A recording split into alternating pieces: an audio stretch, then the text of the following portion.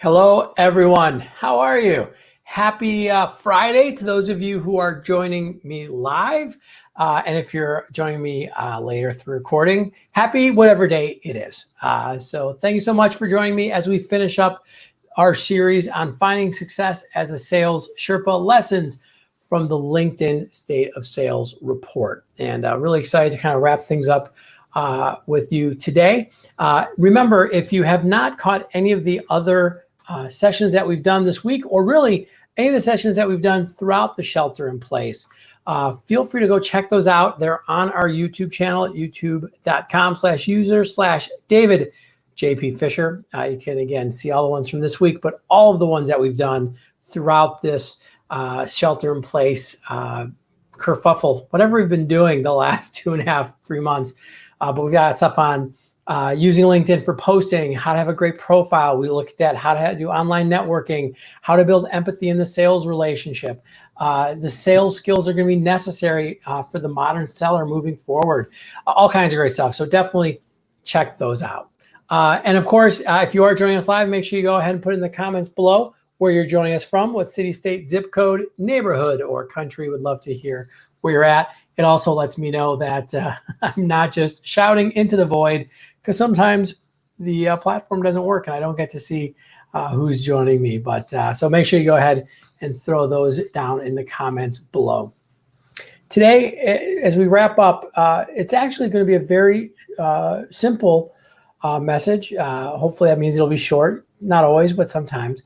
And I want to look at the last of the trend, the last of the trends we're going to focus on from the State of Sales report. And one that in the report is actually kind of glossed over very quickly.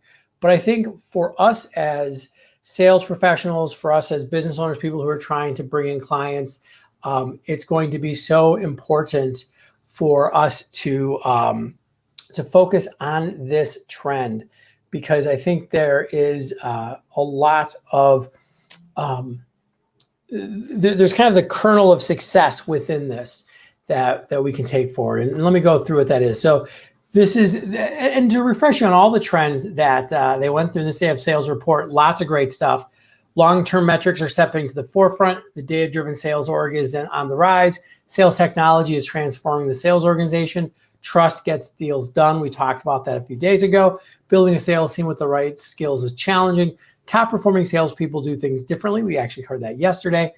And LinkedIn plays an expanded role for both buyers and sellers.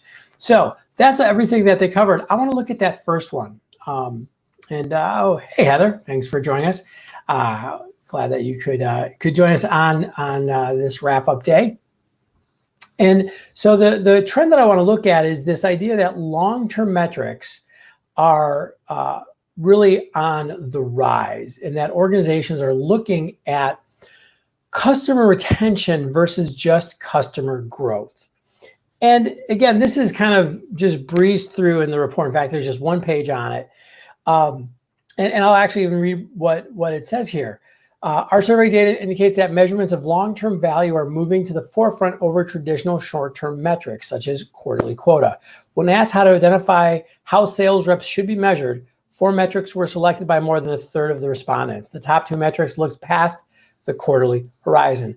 In fact, the number one horizon or metric that people thought was valuable to track was customer satisfaction.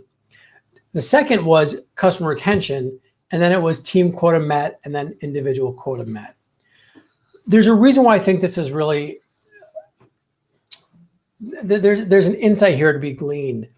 And it really comes down to this idea of, is sales purely a customer growth role, or is it a business growth role? Here's what I mean by that. I think in the last, definitely over maybe the last generation of salespeople, but it's become heightened recently. There's this focus on sales as strictly growth for growth's sake. Salespeople, go and sell, knock on doors, find opportunities, get the signature, right? Get the deal. And then whatever happens, right? And from a sales perspective, you didn't really focus on it. You didn't really care. You turned it over to the customer service, or I remember when I was a sales manager in the home security. Hey, Yolita, how you doing? Good to see you again. In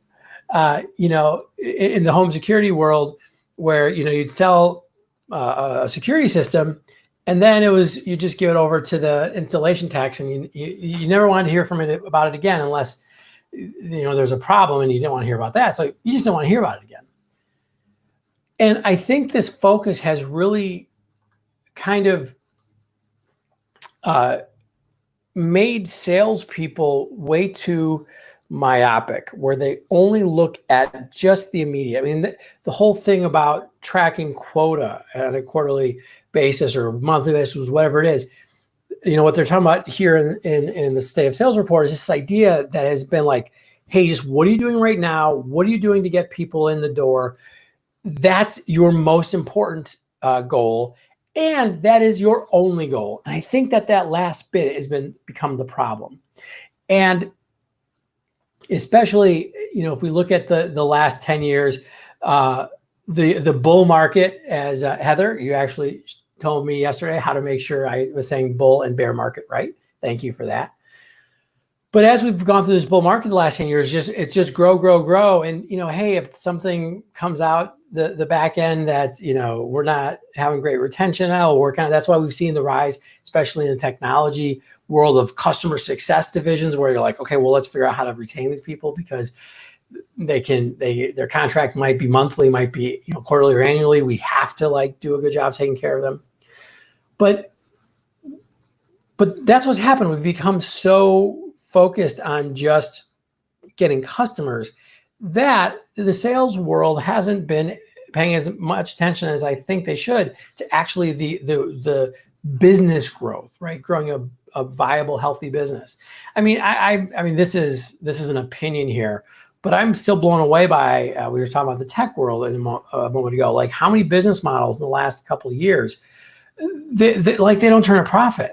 Right. And they think that they're successful. And, you have a lot of these tech companies that get millions and millions of dollars in funding and are never profitable. Some of them might be, and that's the gamble that the businesses are taking, but many of them are not.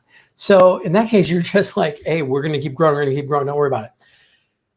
What does this mean for you as an individual, as a producer, whether that's you're in a sales organization right now, you're running your own business, what should you be doing? I think what we really want to focus on is balancing the short-term metrics with the long-term metrics. I had this conversation with another sales leader the other day, and we were talking about how if somebody was not hitting quota, right, but they were close, 85%, 9%, but they'd been there for years, and the customer retention, the long-term value of the customers they brought in was super high. They were a great person to have in the organization. They helped other sales reps, all that things. Would you want to keep that person? And the sales leader was like, well, obviously. But the thing is, if all you do is track quarterly quota, for example, that person's going to get put on a training plan and probably fired. We need to have a broader conception of what the sales role is. We have to think about customer acquisition, not as, can I just do this transactionally? Can I get the signature and then I'm off to the races?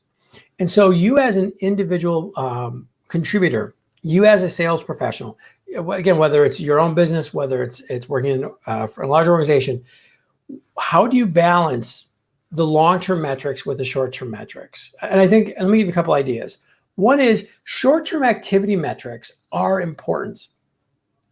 Having sales goals. I'm not trying to say that they're not, but I think what's also important, in fact, just as if not even more important, are activity goals in the short term that will have a long-term impact. And so what I mean by that is, so for example, relationship building, and all throughout the State of Sales report, they're talking about the need for trust in the long-term relationships that you build up. Well, relationships are built through your regular, consistent activity, not just talking to somebody once every 6 to 12 months. So do you have activity goals for relationship building within your short-term metrics that you're tracking? Like, this is something that we talk a lot about in kind of the digital selling or social selling world. having a post as having a post that is on LinkedIn doesn't necessarily drive business right now, but it could in the future. So one of the things you want to do is go, hey, do I have some activities around posting on social media? Again, having contact with customers. That's one of the things that's happened a lot in the last couple of months of the pandemic. There's been this refocus on, hey, maybe we should call our customers or prospects and not just try to sell them right away, but talk to them. And lo and behold, good things happen. At the same time, I think you want to make sure that you have the long-term retention metrics in place.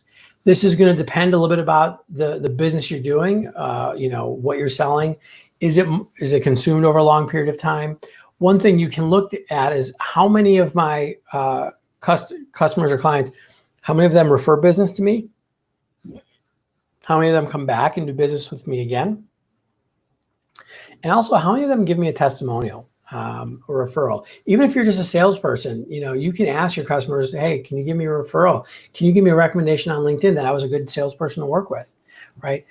Because our buyers do want to trust individual salespeople. So if you can show that and develop and show that credibility, that's huge. So this, again, will depend upon your individual business and your role.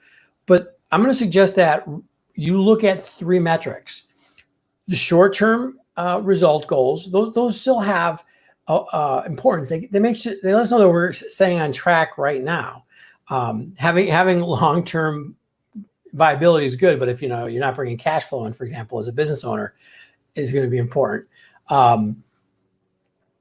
Have short-term activity metrics that you're tracking that are going to lead to long-term, right? So for even example, like doing outreach, in some ways is a long-term activity, is a short-term metric that has a long-term impact. But then figure out 1 or 2 long-term metrics that you can always be tracking, because those will actually give you a much better idea of the actual health of your organization and really of your job at any given time. All right, so that's kind of where I wanted to leave off this series this week, because as a sales Sherpa, and talking about the Sales Sherpa Path, you always want to be looking long term. It is not just transactional. It's not just, hey, again, to stretch this metaphor way too far. It's not about just taking the next step, but it's about getting somebody to the mountaintop. And that is rarely something that happens overnight. Okay. So thank you. Thank you for joining us this week on these series. Again, we will put these all on the YouTube channel so you can check those out. And thank you for all of you who have been following along throughout the shelter in place. This 11:30 session that I've been doing every day has been for me as much as for you. It's given a little structure, as a speaker and somebody who was traveling and flying around. All of a sudden, all that went away. So I had a little free time on my hands. So this actually gave me a chance to put down some thoughts that I've had rattling around in my head for a while, create some great content, hopefully stuff that we can use, right now, but in the future as well. And again, all of those videos are going to be up there at YouTube, so feel free to share them. If there's anything else that I can do to help you, please let me know. The one thing I would suggest is go to my website, go to my blog. There's a ton of content there. You can also sign up for my weekly email newsletter, which is something that I spend a lot of time on to make sure it's super useful and valuable to people. It's got, ideas, tips, strategies, tactics for LinkedIn, networking, sales, professional development, marketing, just all kinds of stuff. And I'm also working on a book that will be out this fall. It's tentatively titled The Sales Sherpa Playbook. So we're going to get really tactical, and I'm really excited. Again, that's something else that's been rattling around in my brain, and finally talked to my editor, and she convinced me. She's like, just do it, get it out. So look for that this fall. And with that, again, thank you. And Heather, I know you've been on a lot. Yolitha, you've been on a lot. Thank you so much for joining me.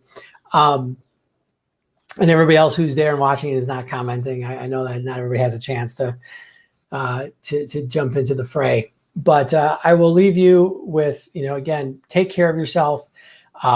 This is I don't like calling them odd times or strange times. I like the best is these whack times, because they are totally whack. But take care of yourself.